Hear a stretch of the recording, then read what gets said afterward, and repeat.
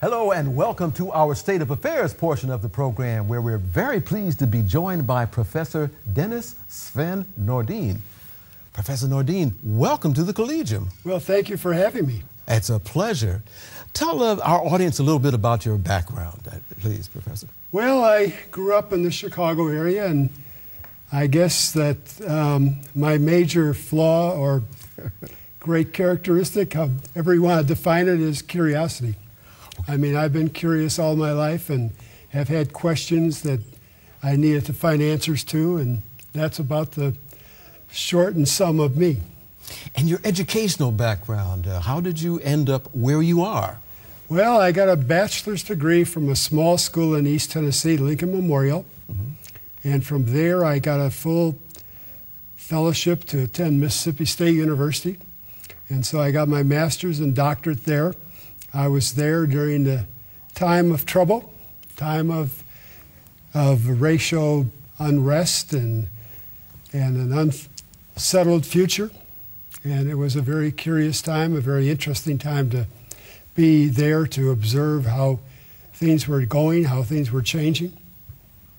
And when you talk about the changes, how does that relate to, for instance, this book that you've written, Barack Obama's Pretested Path to the White House? How do those historical factors intersect, Professor Nordin? Well, essentially it started very simply with me being at the Chicago Historical Society trying to find a book to write. Okay. And the then archivist and close friend of mine, Archie Motley, suggested the Arthur Mitchell papers. And Arthur Mitchell was the first African American to be elected to the U.S. Congress. In 1934, he was elected. And essentially, there was one overriding question that came to my mind after having written this book, and the question was, here's an African American politician who was elected more by white votes than by members of his own race voting for him. And so my question basically became one that needed an answer for me, and that was, what about other people in similar circumstances who also have been elected to office? And so the consequence was randomly selecting 10 individuals for whom the similar parameters prevailed. And so that's the genesis of the book. I noticed when I read the book, I found there would seem to be a different approach from Moseley Braun, who was a woman, a congresswoman, and some of the other persons who attempted to reach high office, the presidential level. Those were males. Is the gender an issue in terms of being able to deal with this issue of color? I don't really think it is so much an issue, to be honest about it. I think Carol Moseley Braun had more or less,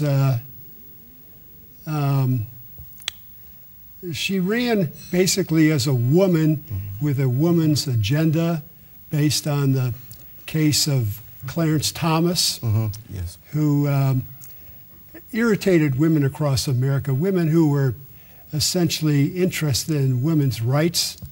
And so Carol Moseley Braun ran in the primary in Illinois on that basis that she objected to the senator from Illinois' support of Clarence Thomas. And she vaulted into the Democratic nomination on that basis and really vaulted into the Senate on that basis. But then things began to fall apart for her. And I think that the legacy of the problems she had when she was elected more or less determined her failure as a person trying to be president.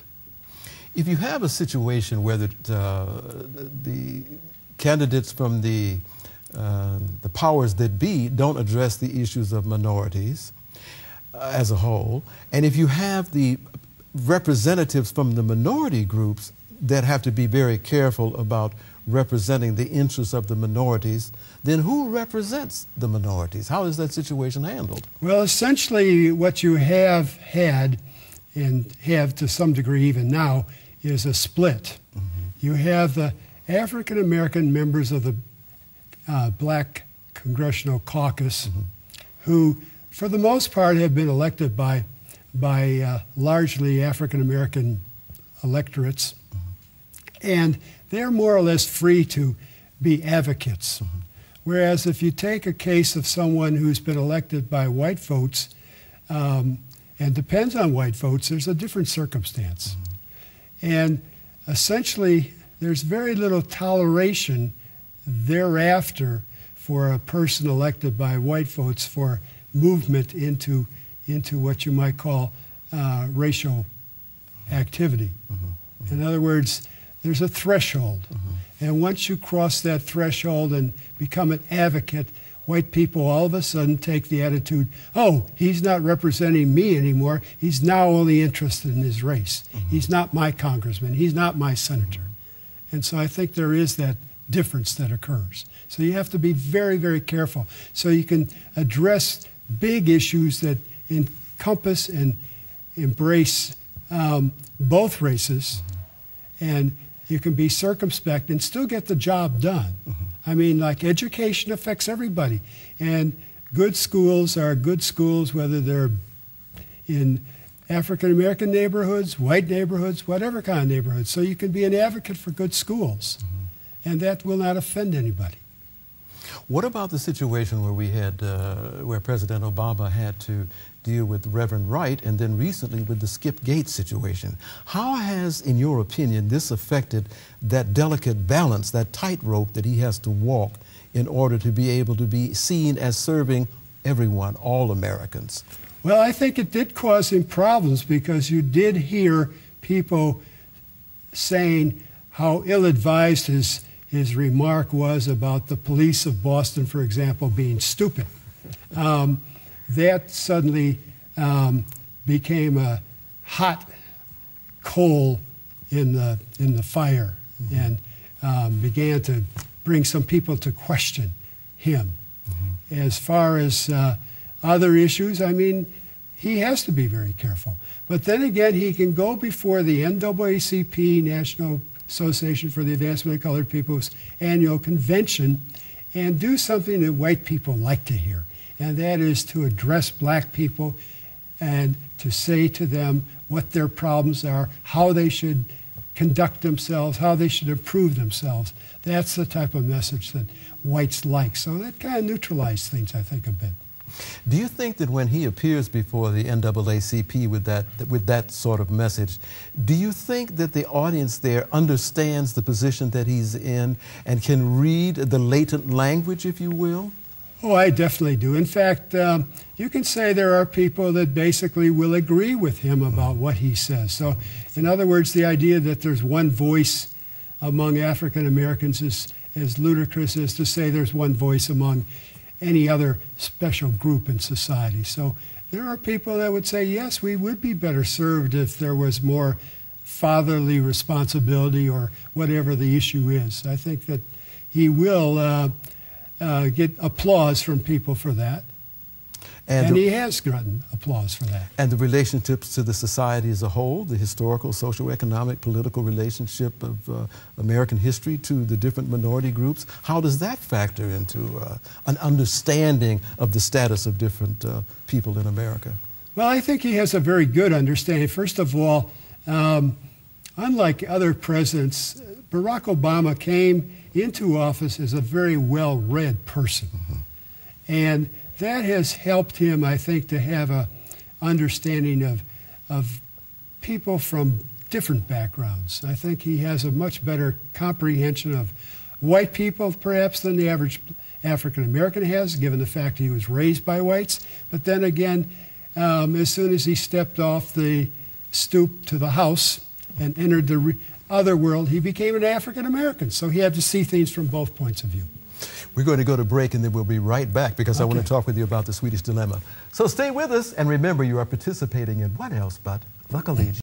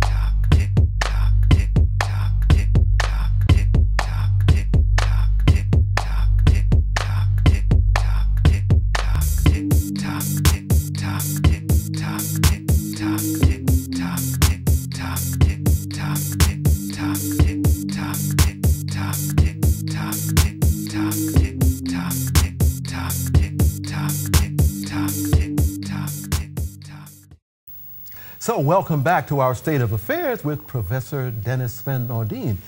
Professor Nordin, you also the author of a Swedish Dilemma. Please tell our audience about that. That was a very interesting read. Okay, first of all, I lived in Sweden during two different times. And essentially, I want to always preface the book by saying that it's not just directed against Sweden. Okay. Because it just happened that I had lived in Sweden, had access to Swedish materials, and therefore the book was about Sweden. So that's a beginning point. But my curiosity basically developed from traveling as much as I did with my work, and I would run into so many people who had come to Sweden from different nations with educations, with trainings, with skills, who were not able, because of discrimination, to practice their professions. Whether they were engineers or whether they were airline pilots or whatever. You found them in taxi cabs, you found them working as waiters in restaurants, that type of thing. And I just thought that that's a sad state of affairs. And so I had that curiosity, how big a problem is this? And so when I had time, I did a major investigation into the subject, going through literally hundreds and hundreds of newspapers, finding article after article of this or that form of discrimination, this and that form of reaction, etc. How representative of that, the study that you've done in Sweden, how representative of that is Europe of that study? Well, I think it's general. I mean, if you stereotype and ask the person, for example, in the United States to describe a Swede or describe a German or describe a person in Spain, I think that the person described would fit a ethnic stereotype, not the immigrant, not the refugee.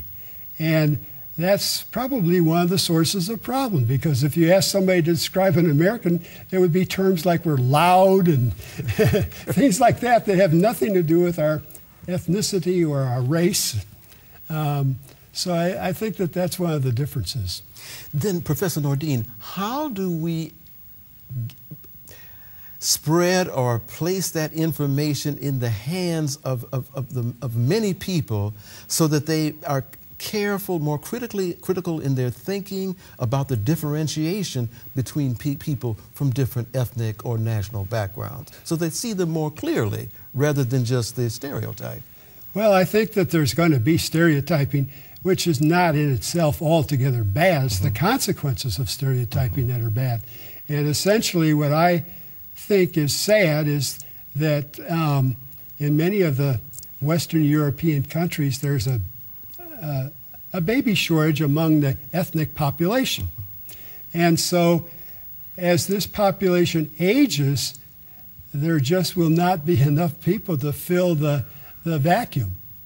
And so it's only for the good of the country that they begin to take advantage of what they have in their country. In other words, why let human resources be wasted? And that's always been one of my major thrusts as far as living in America as an American, to see people wasted away, not being able to achieve what possibilities they have. And I saw the same thing living in Europe, to see people not fulfilling their potentials.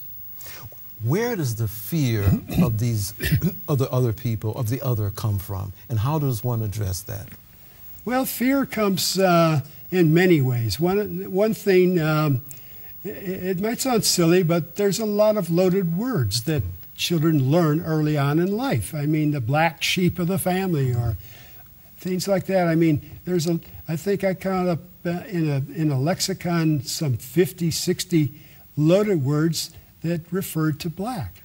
Now, little kids that are growing up, they grow up with this image. And so I think there has to be corrective image breaking, so to speak. The other thing is that government has a major role to play. One thing that people never understand about affirmative action is that there was always affirmative action in America. The plumbers whose nephew was coming along could get the job as a plumber. And that's affirmative action because, you know, the plumbers gave jobs to their fellows, and there was no room for the African-American plumber in Chicago, as you know, or the African-American carpenter or whatever. And the only way that changes is to force the change. And that's exactly what's necessary in Sweden or perhaps other European countries. You have to force change. I think about where I've lived twice in my life in Mississippi. If there hadn't been forced change in Mississippi, we'd still have drinking fountains for whites and coloreds in Mississippi.